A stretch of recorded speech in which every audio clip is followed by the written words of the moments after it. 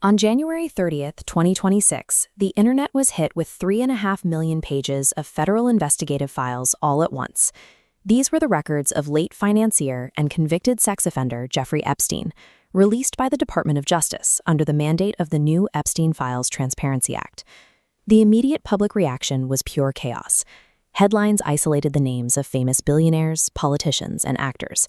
Social media platforms instantly assumed that if a powerful person appeared in the archive, it guaranteed their criminal guilt. But the Department of Justice explicitly warned the public against making that leap. By law, this release had to include almost everything the public ever submitted to the FBI regarding the case.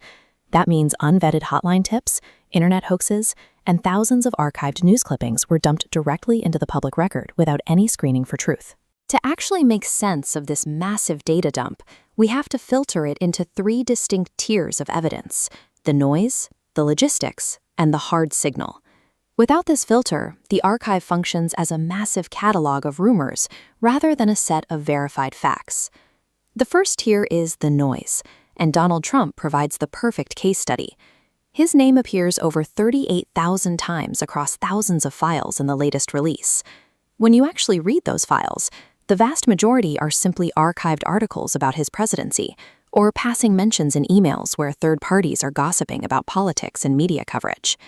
The most sensational evidence involving Trump in this tier is an internal FBI document that aggregates public tips submitted right before the 2020 election, alleging assaults and sex parties. The investigators themselves flagged this exact list as unvetted. They noted the claims were largely secondhand, and the DOJ has since explicitly categorized several of them as completely false. Tier 1 confirms the well-documented reality that these men moved in the same wealthy New York and Palm Beach circles in the 1990s. It yields 0 new direct evidence of criminal conduct. Move down the funnel to Tier 2, the logistics. Here, we leave the rumor mill and find verified contemporaneous correspondence with tech billionaires like Elon Musk. Late 2012 emails show Musk inquiring about attending the wildest party on the infamous private island. However, the exact same email chain shows that the proposed trip was ultimately canceled by Epstein, and there is no record Musk ever set foot there. We see similar logistical trails with political figures like Bill Clinton, whose extensive history of flying on private planes within this network is well documented in flight logs. Internal memos confirm that accomplices like Ghislaine Maxwell worked aggressively to maintain close, logistical ties with Clinton's inner circle, orchestrating travel and event schedules. Yet archived emails from 2025 releases show the host repeatedly pushing back against accusers, explicitly stating in writing that Clinton never actually visited the island. These logs and messages place these figures directly in Epstein's orbit, contradicting past denials of any contact, while leaving the legal specifics of their time together unproven. That brings us to Tier 3, the hard signal. This is the layer of direct, undeniable post-conviction collaboration, starting with cultural figures like Woody Allen. In May 2015, emails revealed the host reached out directly to former White House counsel Catherine Rumler, asking her to pull strings for Allen and his wife Suni Previn. Rumler agreed, and visitor logs confirmed the couple received a highly restricted tour of the Obama White House.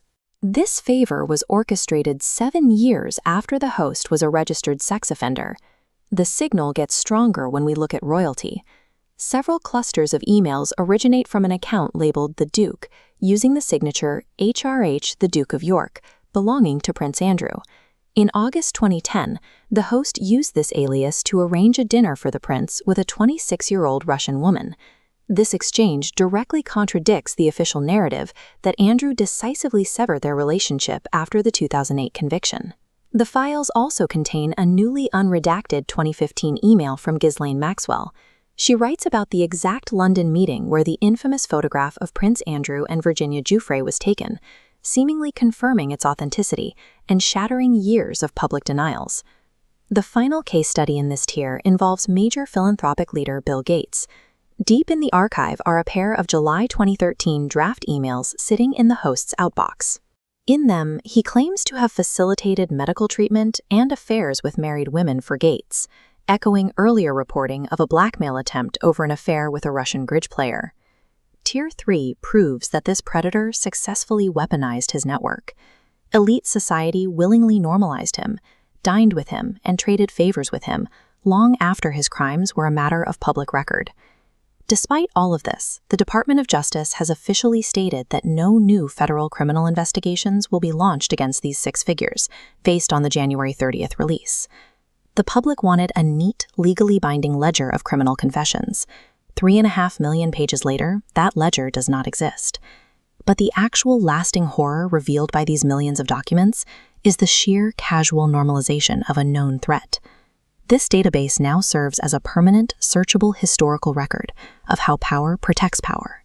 It catalogs exactly who accepted the dinners, who took the flights, and who answered the emails of a convicted abuser. The 2026 release leaves behind a permanent, documented record of how elite society normalized a known predator for years after his first conviction.